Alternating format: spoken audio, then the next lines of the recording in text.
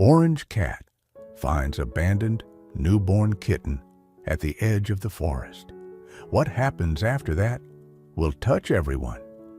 How could a grieving stray cat, after losing her own kittens, save a newborn kitten abandoned, cold and alone at the edge of the woods? Her fierce maternal instincts are admirable, but the truly shocking twist comes when the reason why the tiny kitten was left there is revealed, casting a shadow over the entire rescue. Subscribe, like, and listen to hear this incredibly moving story of loss, instinct, and unexpected community healing. The scent of rain-washed pine needles and damp earth hung heavy in the air along Hemlock Creek, the stream that marked the boundary between the scattered houses of Oakley Hollow and the dense state forest beyond. For Ginger, a flame-point orange tabby cat with wary green eyes, this borderland was her entire world. She wasn't truly wild, having learned long ago that the proximity of humans meant the possibility of scavenged scraps or the occasional deliberate offering, but she carried the deep, ingrained caution of a creature who had never known consistent kindness or reliable shelter.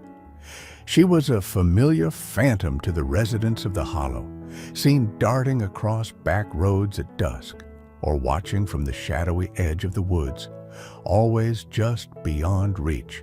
This spring, however, a different kind of restlessness consumed her. A profound, aching grief gnawed at her, making the familiar woods feel alien and hostile.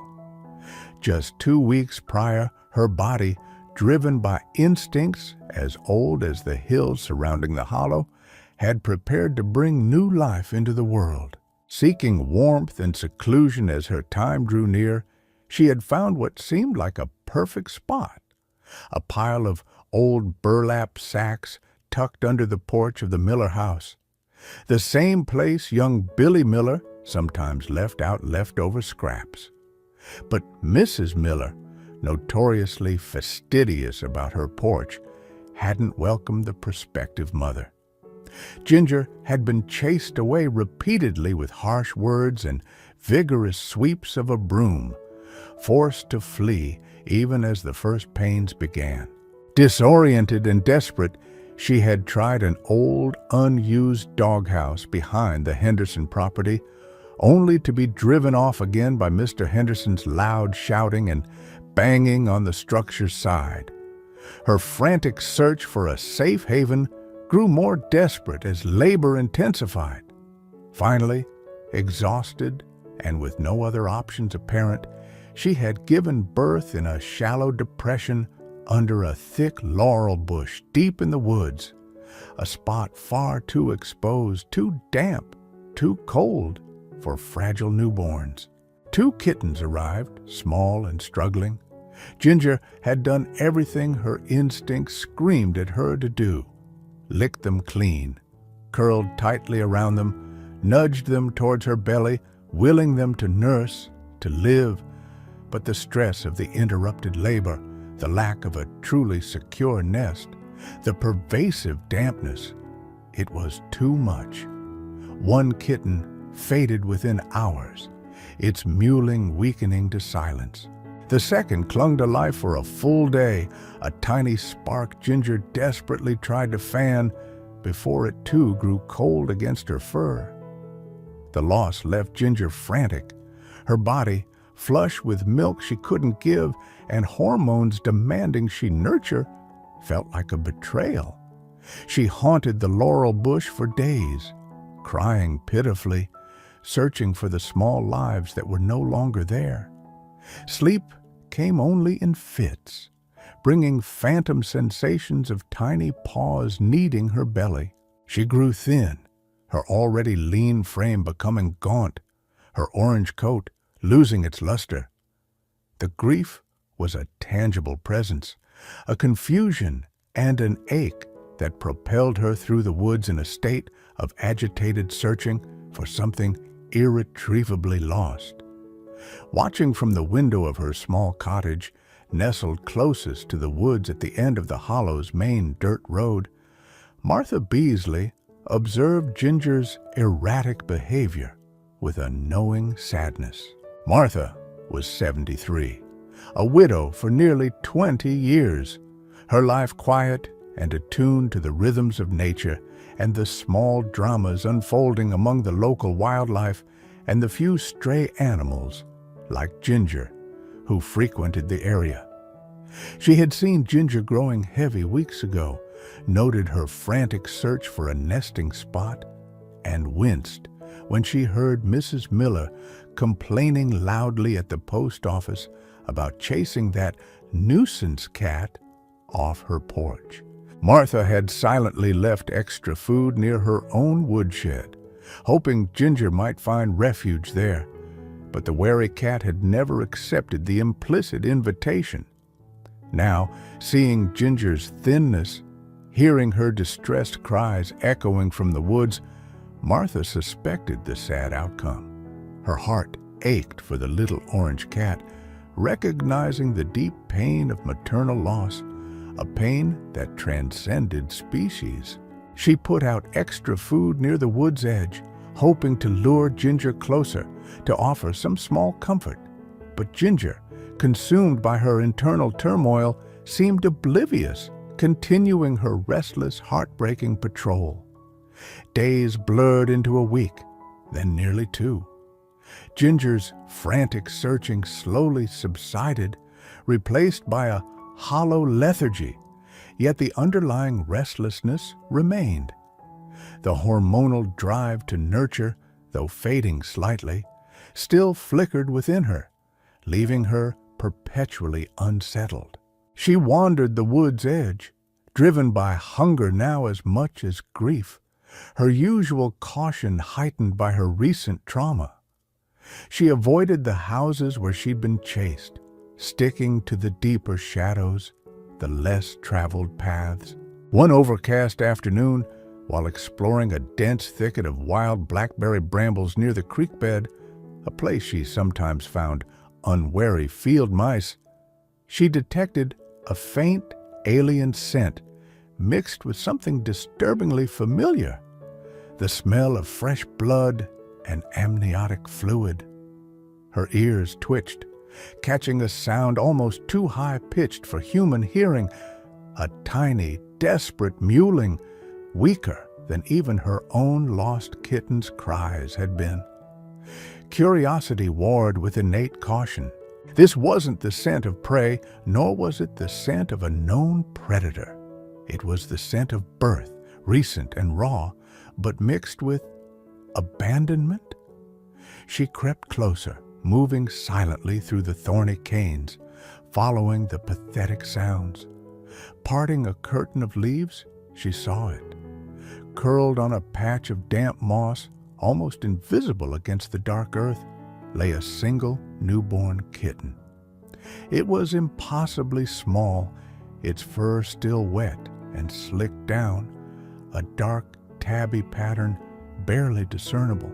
Its eyes and ears were tightly sealed, its tiny legs churning feebly, its mouth opening in those weak, periodic cries.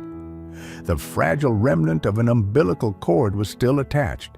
This kitten wasn't just young, it was hours old, maybe less. And it was utterly alone, already growing cold on the damp ground. Where was the mother? Ginger scanned the surroundings, sniffing the air. There was no trace, no lingering scent of another adult cat nearby, only the cold trail of whoever or whatever had left this tiny life here to die.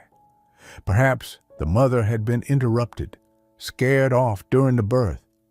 Perhaps she was a first-time mother herself, confused and overwhelmed. Or perhaps, most chillingly, the kitten had been deliberately discarded, deemed unwanted, left as prey for the wood's opportunistic scavengers.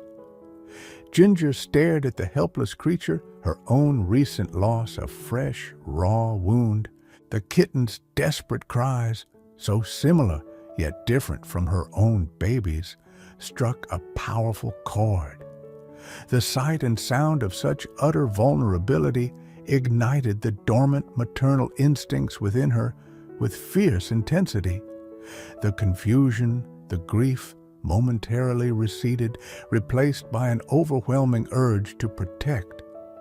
She approached the kitten cautiously, making low, reassuring chirping sounds. The newborn, unable to see or hear distinctly but sensing warmth and movement, mewled more insistently.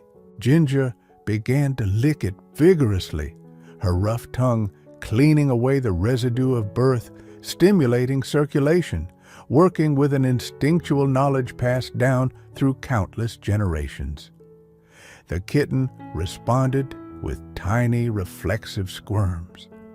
After cleaning it thoroughly, Ginger nudged the kitten gently with her nose, then carefully curled her own body around its minuscule form, tucking it close against her belly. She wasn't producing milk anymore, not really, the brief lactation period after her kitten's death having mostly subsided. She couldn't feed this foundling, but she could offer warmth, shelter, and the fierce, unwavering protection of a mother, however surrogate.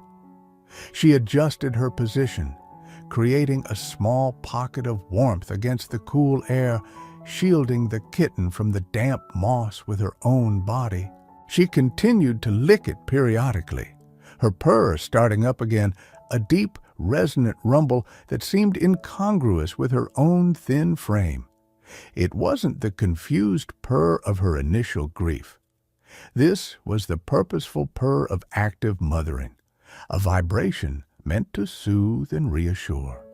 She remained there, utterly focused, ignoring her own hunger, her own weariness. She scanned the surrounding woods constantly, her ears twitching at every unfamiliar sound, ready to defend her tiny charge against any perceived threat. The grief hadn't vanished, but it had been transmuted, channeled into this immediate, urgent task. This fragile scrap of life, abandoned at the edge of the forest, had inadvertently given Ginger's thwarted motherhood a new, desperate focus. She would guard it, warm it, clean it, as if it were her own. Whether it would be enough remained terrifyingly uncertain. Martha Beasley found solace in her garden. Kneeling amongst the damp earth, tending her burgeoning hosta beds, or checking the progress of the early peas climbing their trellises, she felt a connection to the cycles of life that eased the quiet solitude of her days. Her cottage backed directly onto the woods, and she often observed the local wildlife: deer grazing at dusk, raccoons raiding the compost bin, the occasional fox slipping through the trees, and, of course, the familiar strays like Ginger. She hadn't seen Ginger venturing near her property for several days, not since she'd noticed the cat's agitated searching after losing her litter.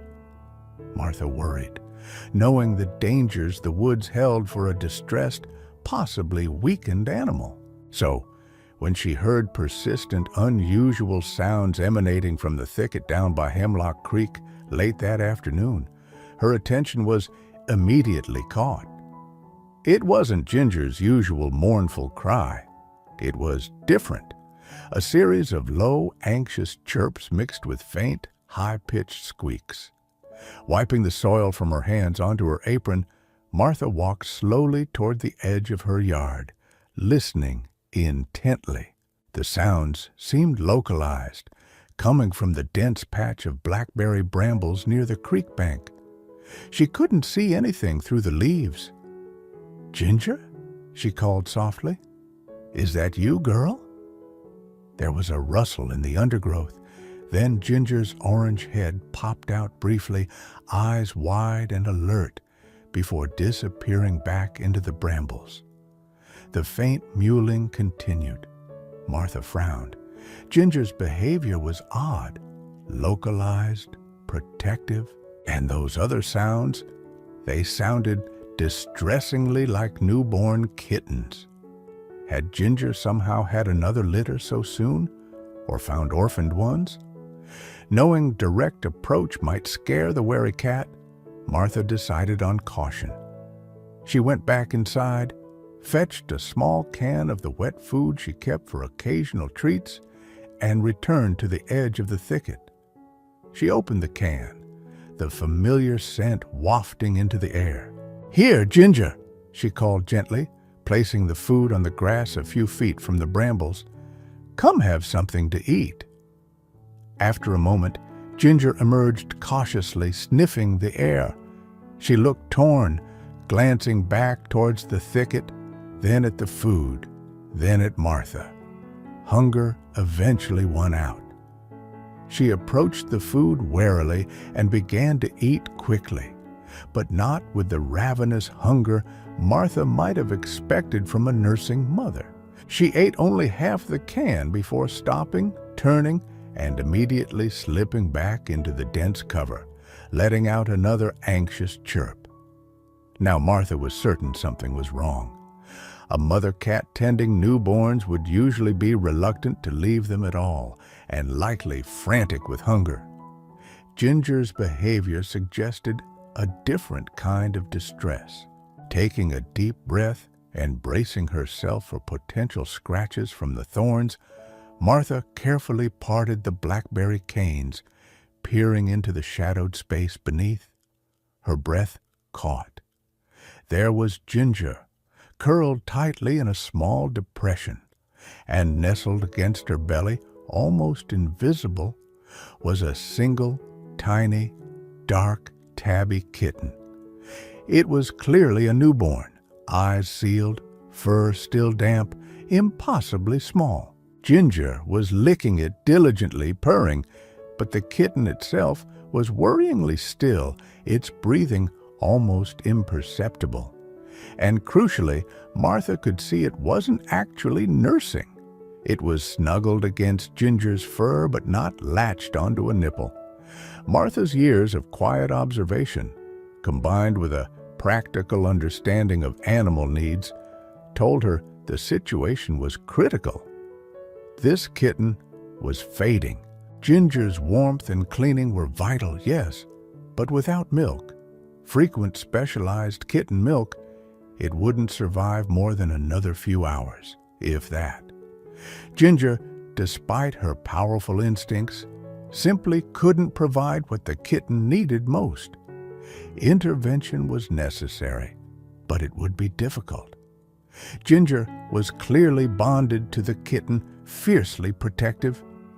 Trying to take it might provoke aggression, and separating them entirely could cause immense distress to both. Yet, leaving them there meant certain death for the newborn. "Oh, Ginger," Martha sighed, her heart aching. "You poor girl, trying so hard." She backed away slowly, letting the brambles fall back into place. She needed a plan, and she needed help. Rushing wouldn't work. She went back to her cottage, her mind racing. She needed supplies, kitten milk replacer, KMR, feeding syringes or bottles, a heating pad, soft cloths. The feed store in the next town might have them, but time was short. More importantly, she needed help with the feeding. Newborns needed feeding every 2 hours, a task too demanding for her to manage alone indefinitely, especially through the night. She thought of the neighbors. The Millers? No, Mrs. Miller wouldn't be receptive. The Hendersons? Unlikely. Then she remembered Sarah Jenkins, a younger woman down the road who volunteered with a small informal cat rescue network in the county. Sarah had experience with bottle-feeding orphan kittens. Martha picked up her old rotary phone, her fingers dialing Sarah's number with trembling determination. She explained the situation quickly, concisely. "Newborn, abandoned near the creek," she said. "Ginger, that orange stray, she's mothering it, but she can't feed it. It's fading fast, Sarah. Can you help?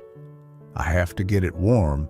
Try to get some nourishment into it, but I'll need backup for the feedings if we have any hope at all. Sarah promised to come immediately, bringing KMR formula and feeding supplies she kept on hand for emergencies. While waiting, Martha prepared. She found a sturdy wicker basket, lined it with her softest old towels, and placed a low-temperature heating pad underneath, set on low. She knew retrieving the kitten would be the hardest part. She would need to be swift, gentle, and prepared for Ginger's reaction. Hoping she could somehow convey her intent was to help, not harm, this fragile life Ginger guarded so fiercely. When Sarah Jenkins arrived, breathless, carrying a bag with kitten formula, bottles, and syringes, Martha had already made the difficult retrieval. It hadn't been easy.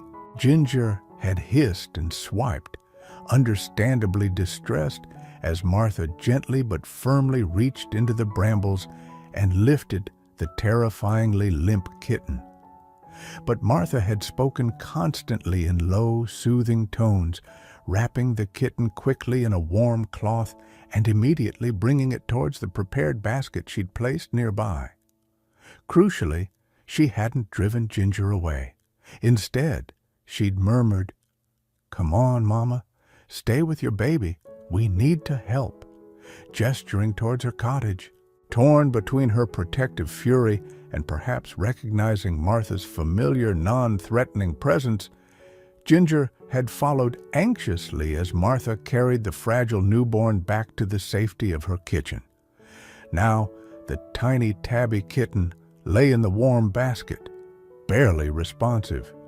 Sarah, with her experience, quickly prepared a small amount of KMR formula, warming it carefully. Getting the kitten to take even a few drops from the syringe was a struggle. Its suckle reflex was weak, its body chilled despite the heating pad. "It's not good, Martha," Sarah said quietly, her face grim. "He's very weak. We have to get him warm and hydrated, hope the formula gives him strength." Ginger paced the kitchen floor like a caged tiger, uttering low, worried growls whenever Sarah handled the kitten, but she didn't interfere directly. Martha sat near the basket, stroking Ginger whenever she came close, speaking reassurances. "She knows we're trying to help," Martha observed. "She just doesn't understand how." The next 24 hours were critical. Martha and Sarah took turns, feeding the kitten every 2 hours, gently rubbing its belly to stimulate bodily functions, monitoring its breathing and temperature. Ginger remained a constant, anxious presence, often peering into the basket or trying to lick the kitten while it was being fed. Slowly, painstakingly, the kitten began to show faint signs of improvement. Its breathing grew slightly stronger, its tiny limbs showed more resistance, it started latching onto the feeding syringe with more vigor. They named him Pip for his small size and squeaky cries. Martha knew she couldn't sustain this level of care alone indefinitely, and Sarah had other rescue commitments. Martha started making quiet calls to a few trusted neighbors. Carol down the lane, old Mr. Henderson, who, despite chasing Ginger previously, had a grudging respect for Martha, young Billy Miller's mother, perhaps feeling a pang of guilt. She explained the situation, the abandoned newborn, Ginger's fierce surrogate mothering, the critical need for round-the-clock bottle feeding shifts if Pip was to survive. As the story spread through the small, hollow community, something shifted. People recalled seeing Ginger around, perhaps dismissed her as just another stray. But hearing about her losing her own kittens, possibly due to being chased from safe spots, and then finding her devotedly caring for an abandoned newborn resonated deeply. There was a collective sense of quiet shame, an acknowledgement of past indifference, maybe even unwitting cruelty. Mrs. Miller brought over a bag of high-quality cat food, specifically for Ginger. Mr. Henderson gruffly offered to build a small, insulated shelter box for the porch to keep the draft off him. Billy Miller asked if he could help watch Pip sleep. A feeding schedule was drawn up. Neighbors took turns coming quietly to Martha's kitchen for their 2-hour shift, learning the delicate art of bottle feeding from Martha or Sarah. Ginger, while still wary of strangers, seemed to accept this rotation of caregivers, perhaps sensing their shared purpose focused on Pip.